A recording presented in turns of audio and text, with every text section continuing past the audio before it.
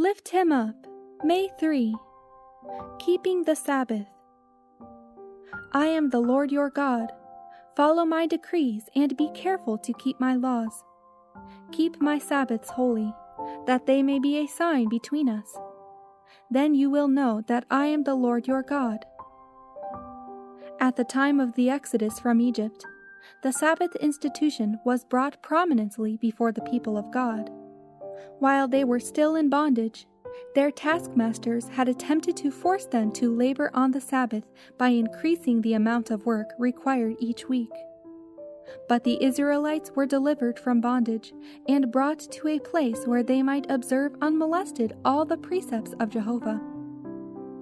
At Sinai, the law was spoken, and a copy of it, on 2 tables of stone, written with the finger of God, was delivered to Moses. And through nearly 40 years of wandering, the Israelites were constantly reminded of God's appointed rest day, by the withholding of the manna every 7th day and the miraculous preservation of the double portion that fell on the preparation day. Before entering the promised land, the Israelites were admonished by Moses to keep the Sabbath day to sanctify it. The Lord designed that by a faithful observance of the Sabbath command, Israel should continually be reminded of their accountability to Him as their Creator and their Redeemer.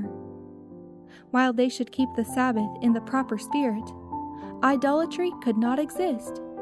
But should the claims of this precept of the Decalogue be set aside as no longer binding, the Creator would be forgotten and men would worship other gods.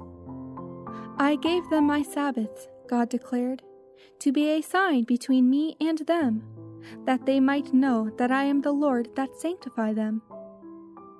Yet they despised my judgments, and walked not in my statutes, but polluted my Sabbaths, for their heart went after their idols. And in his appeal to them to return to him, he called their attention anew to the importance of keeping the Sabbath holy. I am the Lord your God, he said. Walk in my statutes, and keep my judgments, and do them, and hallow my Sabbaths, and they shall be a sign between me and you, that ye may know that I am the Lord your God. Christ, during his earthly ministry, emphasized the binding claims of the Sabbath.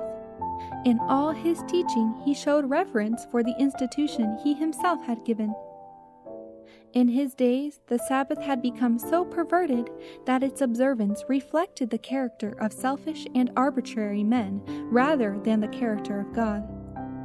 Christ set aside the false teaching by which those who claimed to know God had misrepresented him.